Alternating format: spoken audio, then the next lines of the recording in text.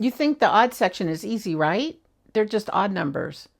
And that's exactly how players are getting in trouble. Let me tell you the fastest way to lose in the odd section, and that is to play it like the consecutive run section. That instinct, it's completely wrong this year. Because in 2026, the odd section is not about collecting tiles. It's about recognizing structure. And that's where most players go wrong. They see 1, 3, 5, 7, and 9s. They assume they're on the right track. But if those tiles do not fit a specific tile structure, they're not building a hand, they're building a problem. And the worst part is they don't even realize it until it's too late. So in this video, I'm going to show you exactly what the odd section is asking you to see and how to avoid the mistakes that are sneaking up on players this year and quietly taking them out. So let's get down to business. We're looking at the first line here, and it has 2 hands. And as we read the parentheses, any 1 or 3 suits, exposed hand worth 25 points. And on the rack closest to us, we have the first hand, which is all 1 suit. And it is pair, pung, kong. And again, that's all 1 suit, and that's in the crack. And then up above, I have 3 suits, starting with the dots, and then cracks and bams. So we have a pair and pung in 1 and 3 dot. Then we have a pair of 5 cracks and a pung of 7 cracks. And then last of all, we have a kong of 9 bams. My little pointy stick is having a great day. I'm going to try the best I can to coordinate my voiceover with what I'm pointing at. I don't know if I'll be able to do that the whole time. So I want to say in advance, when it looks like the pointy stick is shaking fairy dust over the pairs and singles, that's telling you that there are no jokers allowed in those pairs and singles. With that said, the pattern of this line is pair, pung, kong. So we have 2 pairs in there that we have to be aware of when we're making this hand. Let's look at the second line with 2 hands. The parentheses say any 2 suits, it's exposed worth 25 points. The first hand is 1 to 5, which is little odds, and the second hand is 5 to 9, which is big odds. As we're looking at the hands, the tile layout, you'll notice this is fairly straightforward. So we have pung, 1 suit, kong, another suit. Pung, kong. There you go. And we have the little odds on the bottom rack, 1, 3, 3, 5, and top rack, we have big odds, 5, 7, 7, 9. And jokers can go in every single tile block. So that's probably the easiest hand in the odd section. The trickiest thing about this hand is to not get it mixed up with last year's hand. Last year's hand was pung, kong. That's not this year. It's pung, kong. That's why it's important to double check your tile block pattern to the new card. We're looking at the third hand down here, which is the north and south hand. So we have north and south, and it says any 1 suit, north and south only, exposed, and it's worth 30 points. So we have north and south little odds, 1 to 5. We have north to south big odds, 5 to 9. And looking at that tile pattern, we have pair, kong, pair. Let's look at it closer. North for both the big odds and little odds section. And then we have our kong, and we have our pair, and we have our kong.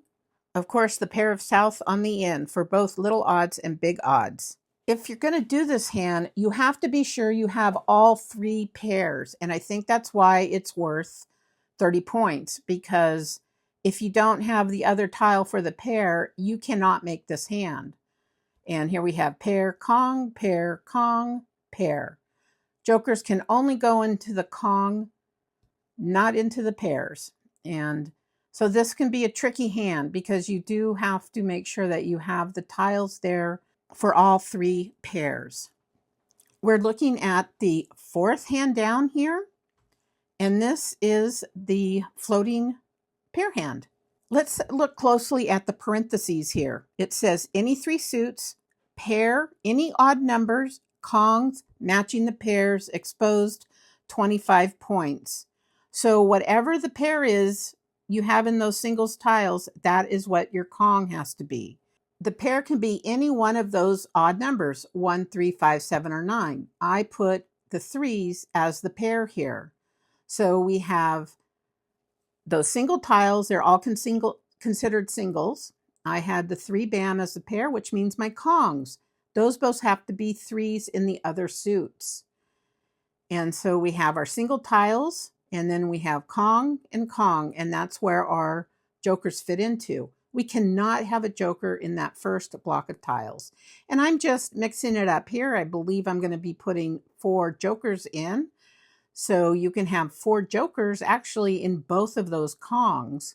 And I believe that's what I'm going to be doing, is putting 4 jokers actually eventually in both of these Kongs. This is a hand where, again, it's important to read your parentheses and look at the image of how it's laid out. So you have to have at least 3 suits in this hand. So this is interesting. So I put it up 8 jokers. I don't know who's going to get 8 jokers, but let's say I did. I got 8 jokers. So that means that it doesn't matter what, if I have 1 pair of BAMs, which I think is what I'm going to be doing, I can just claim that those Kongs will be 1 cracks and then 1 dots. So that's how I'm representing my 3 suits. And I'm changing it over to the 9 BAM. I'm going to be showing a 9 BAM pair. And that means that I'm going to say that my jokers are 9 crack Kong and 9 dot Kong. So I hope that makes sense. I know last year some people had difficulty with the floating pair hand in the consecutive run. This year we also have it in the 3, 6, 9 category. So it's in the 1, 3, 5, 7, 9 category as well as the 3, 6, 9 category. We have the floating pair. The tiles I'm using for the 1, 3, 5, 7, 9 category today are the Winslow 1920 tiles from Ozark Mahjong. And I'm going to be showing these at the end of the video. So you will be able to see the whole set up close at that point. Next, we're looking at the 5th hand down. And this is one of the dragon hands in the 1, 3, 5, 7, 9. And as we read the parentheses, it says any 1 suit with matching dragons exposed, 25 points. So we have the little odds hands and we have the big odd hands. Last year, we didn't have any pairs in this hand in the odd section. This year, we have 2 pairs plus a pung of flowers. So let's take a look and see how these hands are laid out in tiles. So we have our little odds here, and I have dots.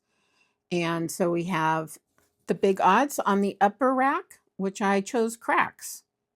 And of course, the dragons need to be the ones that correspond with the suits that you chose. So the cracks correspond with the red dragon and the dots correspond with the soaps. So we have pung, pair, pung, Kong.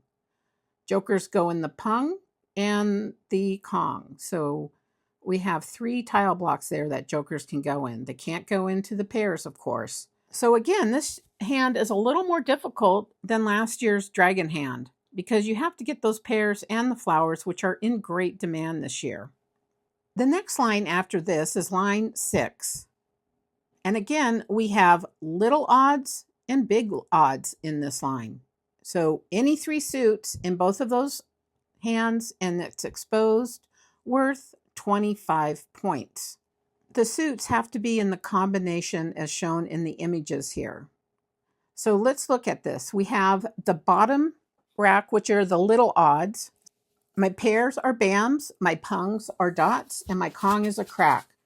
Big odds, I have pairs in cracks, pungs in BAMs, and Kong in dots. There are a lot of moving parts in this hand. You have to be sure that you have your pairs, whether it's little odds or big odds. You have to be sure you have your pungs. And then in the 3rd suit, you have to be sure that you have your Kongs in that either 5s or 9s, depending if you're little odds or big odds. And your jokers will only go in the pungs and that one Kong. So again, those pairs can be difficult to get, as well as all of the suits. This hand is a great example that there's more to the odd section than just collecting odd tiles. We are looking at the 7th line here, and as we read the parentheses, it's any 1 or 2 suits. It's exposed for 30 points. So this is a 30-point hand. And both of these hands need to contain the numbers 1, 3, 5, 7, and 9. The first hand is 1 suit. The second hand is 2 suits. Let's take a look and see how these are laid out. So the first hand here, I chose Bam as the 1 suit. The top one, I chose dots as both the Kongs on the ends, and then cracks for the pairs in the middle. No jokers in those pairs, but you can have jokers in the Kongs in the 1 suit or 2 suit. So we have Kong, pair, pair, pair, Kong. Because there are 3 pairs required, that is why this is worth 30 points. This is also another good example of why the odd category isn't just about collecting odd tiles and then figuring out a hand. There's some very specific tile block requirements. We're looking at the 8th hand down here. It says any 3 suits, these numbers only. It's a closed hand. You cannot expose anything, worth 35 points. And here we have got 4 pairs required. This hand will be a good challenge for anybody. I have laid these tiles out as per usual, the little odds on the bottom, big odds on top. And I think this is really interesting. So we have our pair of flowers, we have a pair of 1s, pair of 3s, pair of 5s, and then the pungs, the 2 pungs, have to be the 1 tiles if you're in little odds, and they have to be the 5 tiles in the big odds. You cannot have any other tiles. So in little odds, those pungs have to be 1s, and I have 1 dot and 1 crack to make 3 suits. And then in big odds, I have 5 bam and 5 dots since my pairs are cracks. And of course, jokers can only be in the pungs in this hand. So this is worth 35 points, and I can see why. We're looking at the 9th line, which is the last line, and this includes a pung of dragons. It says any 1 suit with opposite or opposing dragons. Closed hand, worth 30 points. In this hand, we have a grouping of single tiles, 1, 3, 5. That's not a chow. Those are just single tiles. So we have a pair of flowers. We have 1, 3, 5, all singles. No jokers can go in there. And then we have a pung of 7s, a pung of 9s, and then the dragon can be any dragon that does not correspond with the suit that you chose. So the dragon can be the green dragon or the red dragon, because those 2 dragons do not correspond with the dots. And I just will switch it up here. And again, we can do all jokers, and I can claim whatever dragon it is. So the jokers can go in all the pungs. We have 3 pungs there. The only dragon that cannot go in this particular hand would be the soap or the white dragon, because that dragon is the one that does correspond with dots. So in this hand, we have a pair of flowers, which flowers are in great demand. And then we also have all of the odd numbers, 1, 3, 5, 7, 9 are required, as well as a pung of dragons. And that completes the odd category. Let's take a look at the tiles I used today. These tiles are for American Mahjong gameplay, and these are from Ozark Mahjong. They're called the Winslow 1920 Mahjong set. And I'll have an unboxing of these in a few days. Here's a close-up of the suit. So we have a 3 dot, we have an 8 bam, and a 9 crack. These are very nice traditional tiles. The dots represent the coins, and the bams represent the strings that the coins are put on. And I believe cracks are the count of the coins. Here are the dragons, just gorgeous. Look at that middle one, that soap. Very Art Deco. Very traditional, and yet very, just quite beautiful to look at. Here's a quick look at the winds, north, east, west, and south, and a close-up look of the flowers. I want to thank you so much for stopping by Flying Tiles. I really do appreciate it. And I'll see you in the next video. Take care. Bye-bye.